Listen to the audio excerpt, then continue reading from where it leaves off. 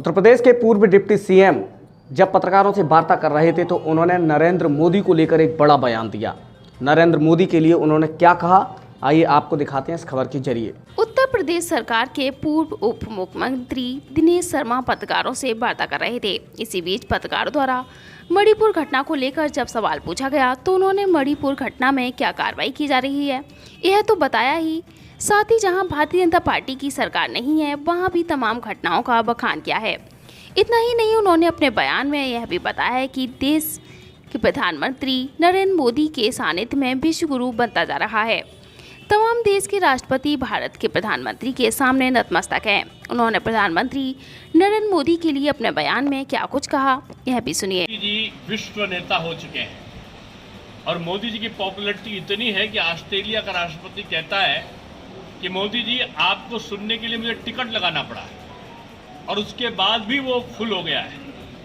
America का राष्ट्रपति उनके साथ सेल्फी लेने के लिए दौड़ता है और एक यूरोपियन देश का राष्ट्रपति कहता है कि no 5G no 6G only गुरु जी यानी मोदी जी।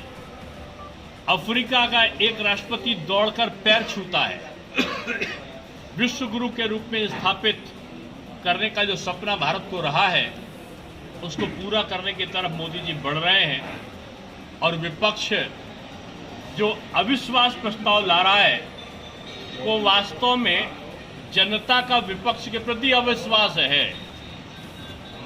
इस अविश्वास प्रस्ताव में जो विपक्ष ला रहा है उसमें दम नहीं है।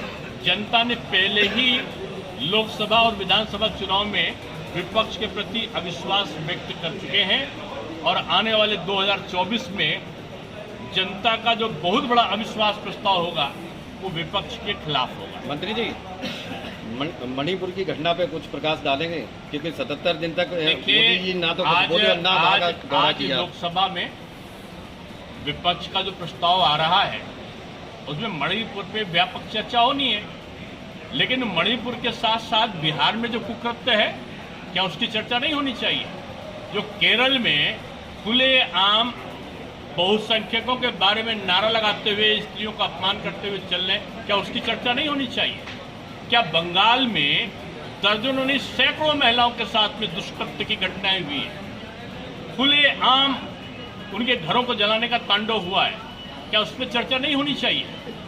सभी पे महिलाओं का कहीं भी अपमान हो ये बर्दाश्त नहीं है मोदी जी की सरकार में और उसमें पर्याप्त जो कार्रवाई है वो भी सरकार करती है।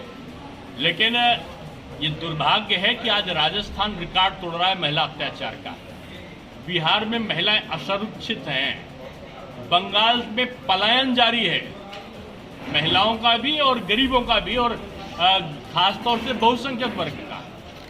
ये भी मुद्दे हैं देश में और देश के जो षड्यंत्रकारी लोग हैं मैं समझता हूं कि अब उनके दिन लद गए हैं। कोई भी षड्यंत्र उनका अब कामयाब होने वाला नहीं है क्योंकि तीसरी बार 2024 में मोदी जी एक बार फिर से प्रधानमंत्री बनेंगे और 80 की 80 सीटें उत्तर प्रदेश की बीजेपी अपने कार्यकर्ताओं के बल पर और जनता के विश्वास पर जीतेगी। गैर भाजपाई जो राज्य हैं उस पर आपने कह दिया कि वहाँ आने दीजिए राज्यपाल की रिपोर्ट, अभी इतनी जल्दी क्या है? राज्यपाल की रिपोर्ट आए और सारी चीजें सबके जनता के सामने तथ्य आने दीजिए। क्या भारतीय जनता पार्टी के पास सिर्फ मोदी नाम का ब्रह्मास्त्र है? बीजेपी में कोई भी नेता नहीं है, सब कार्यकर्ता है और मोदी जी तो अनमोल रतन है।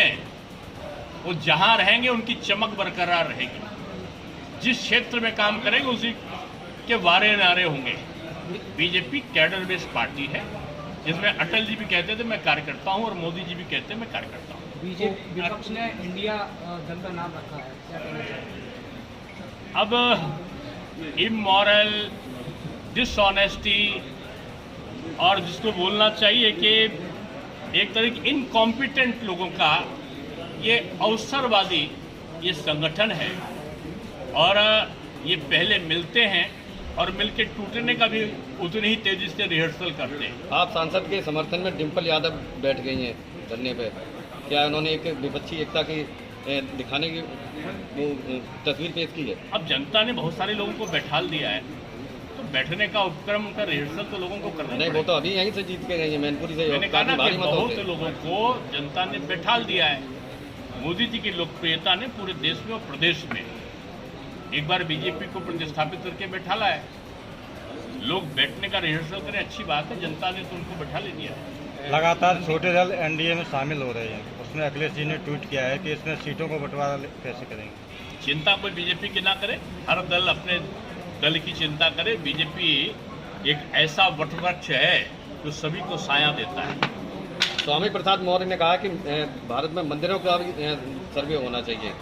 अब सनातन संस्कृति इतनी प्राचीन है कि उसके बारे में छोटे मोटे लोगों का कोई वक्तव्य आता है, उसका कोई महत्व नहीं होता। मंत्री जी, एक आखिरी सवाल है कि आप कह रहे हैं कि सब दीजिए, देखिए, अभी तो गृह मंत्री ने सदन के अंदर खड़े होकर कहा कि मैं इस पर वक्तव्य देने के लिए तैयार हूँ। जो जिसके मंत्रालय से संबंध होता है वही मंत्री वक्तव्य देता है। अगर आप मणिपुर की घटना का जिक्र कर रहे हैं तो गृह मंत्रालय उसमें वक्तव्य देने के लिए तैयार बैठा है। विपक्ष सुनने से इसलिए भाग रहा है कि वो एक मुद्दा बनाना चाहता है। मुद्दा विहीन विपक्ष शोरगुल के अलावा वो जनता के हित में कुछ करने की उसकी एक कुवत नहीं है। मंत्री जी, एक आखिरी सवाल, जिन प्रदीप मिश्रा जी की आप कथा सुनने आए हैं शिव पुराण, उनका एक वीडियो है जिसमें वो कह रहे हैं संविधान को बदला जाए और भारत को हिंदू राष्ट्र बनाया जाए। अब देखिए, इसका जवाब तो वही दे सकते। भारत सनातन संस्कृति का एक ऐसा जीता जागता स्वरूप है जो संपूर्ण मानव जाति के कल्याण की बात करता है। विश्व में एक ही धर्म है, वो हिंदू धर्म, जो कहता कि मानव का कल्याण हो, प्राणियों में सद्भावना हो। वो मनुष्य में नहीं हो, प्राणियों में भी कहता हूँ। मानव कल्याण कौन? जो हिंदुस्तान में रहने वाला है वो भी, और जो उसका शत्रु पाकिस्तान या चीन है उसका भी कल्याण हो। ये जो कहती है वो सनातन संस्कृति और हिंदू संस्कृति के, तो उसकी स्थापना में कौन बड़ी बात है? 2024 में कहाँ से मैदान में उतर रहे हैं आप? 2024 में कहाँ से मैदान में उतर रहे मैं हैं मैदान से भागा कहाँ हूँ? सांसद के लिए? मैं मैदान में था, हूँ और रहूंगा। और मेरा एक ही वाक्य रहता जब मैं युवा मोर्चे का प्रदेश अध्यक्ष था, जहाँ पर कम वहाँ पर हम। क्या मंत्री जी विस्तार जो होगा अभी तो मंत्री जी बनेंगे हमारे?